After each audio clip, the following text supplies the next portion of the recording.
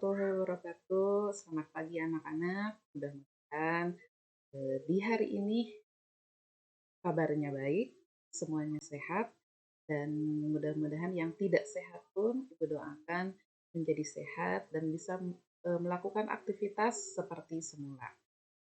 Sebelum pembelajaran kita mulai, kita berdoa dulu. Mudah-mudahan pembelajaran kali ini diberikan doa dimulai. Selesai. Nah, untuk kali ini Ibu akan menjelaskan materi tentang transformasi geometri.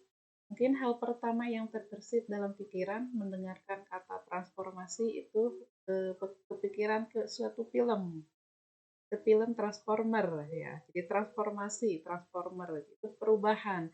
Jadi ada satu perubahan, ada suatu perlakuan dari sebuah mobil misalkan dalam sebuah film menjadi sebuah robot. Jadi ada sebuah perubahan. Jadi kita analogikan transformasi itu adalah sebuah perubahan. Transformasi geometri yang akan dibahas untuk kali ini yaitu refleksi atau pencerminan. Adapun transformasi yang lain itu ada translasi atau pergeseran, ada rotasi atau perputaran, dan ada dilatasi atau perbesaran atau perkecilan sesuai dengan skala. Nah, transformasi yang akan dibahas untuk kali ini yaitu tentang refleksi atau pencerminan. Nah, adapun tujuan pembelajaran kali ini yang bisa kita peroleh dari pembelajaran yaitu yang pertama, siswa dapat menjelaskan apa itu konsep refleksi atau pencerminan. Yang kedua, siswa dapat menentukan bayangan suatu titik hasil dari suatu refleksi. Dan yang ketiga, siswa dapat menentukan bayangan suatu garis hasil dari suatu refleksi. Nah, yang pertama adalah refleksi terhadap suatu titik. Kita analogikan terhadap suatu titik, ya, titik kartesius, kita lebih gampang analogikan dengan gambar langsung. Jika di sini Ibu mempunyai sebuah titik, yaitu titik A 3,4, dan kita refleksikan, kita cerminkan terhadap sumbu X. Jadi sumbu X ini, nah kita anggap ini sebuah cermin. Nah, bayangan cermin itu kan jaraknya itu sama, ya. Jarak benda semula dengan benda yang ada dengan bayangan yang diperoleh atau diciptakan oleh cermin itu sama. Artinya kalau titik A ini adalah 3,4, maka bayangannya ke sini ini kan jaraknya 1 2 3 4, 4 satuan. Nah, 4 satuan berarti bayangannya pun sama, 4 satuan. 1 2 3 4. Nah, bayangannya ada di A aksen. A aksen 3, negatif 4. Artinya, jika kita mempunyai suatu titik X, Y direfleksikan terhadap sumbu X, maka bayangannya menjadi X, negatif Y.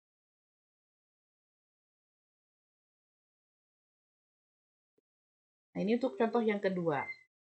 Jika garis 3X tambah 4Y sama dengan negatif 12, direfleksikan terhadap sumbu Y, maka persamaan garis bayangannya adalah titik-titik. Nah, ini dicerminkannya terhadap sumbu Y. Ya. Kalau terhadap sumbu Y, misalkan kalau sebuah titik X, Y dicerminkan terhadap sumbu Y, maka yang berubah adalah nilai X-nya. Ini jadi min X, Y. Artinya ini adalah X aksen, ini adalah Y aksen. X aksen itu sama dengan min X. Artinya X adalah min X aksen. Y aksen sama dengan Y. Nah, kita substitusikan ke garis 3X tambah 4Y sama dengan negatif 12. X-nya diganti dengan negatif X aksen. 3 dikali negatif X aksen ditambah 4, Y-nya jadi Y aksen.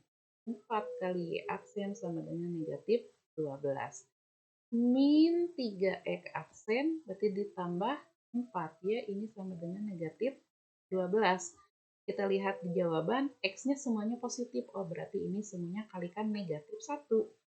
3X aksen dikurangi 4Y aksen sama dengan 12. Kita buang aksennya, ini menjadi 3X dikurangi 4Y sama dengan 14. Cari jawabannya 3x kurangi 4y sama dengan 12. Sama dengan 12 berarti jawabannya yang E. Nah, itu adalah pembahasan untuk materi kali ini tentang refleksi atau pencerminan. Jadi kesimpulan yang bisa kita dapatkan yang pertama bahwa refleksi itu bisa terjadi pada sebuah titik dan pada sebuah garis. Kemudian jika kita analogikan dalam sebuah bidang kartesius, bahwa refleksi itu jarak yang dibentuk atau jarak yang terjadi antara suatu benda dengan bayangannya itu sama, ya.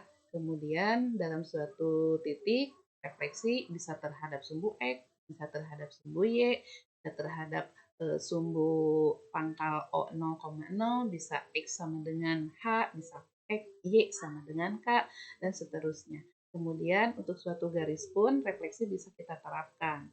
Selain dengan menggunakan koordinat kartesius, kita juga bisa menggunakan sebuah matriks untuk menghasilkan sebuah bayangan perlakuan dari refleksi.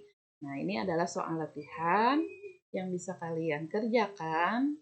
Ya, ada 5 soal di sini. Pertama adalah titik A 3,-5 dicerminkan terhadap sumbu X. Berapakah koordinatnya? Kemudian yang kedua titik P negatif 3,7 dicerminkan terhadap garis Y sama dengan min X.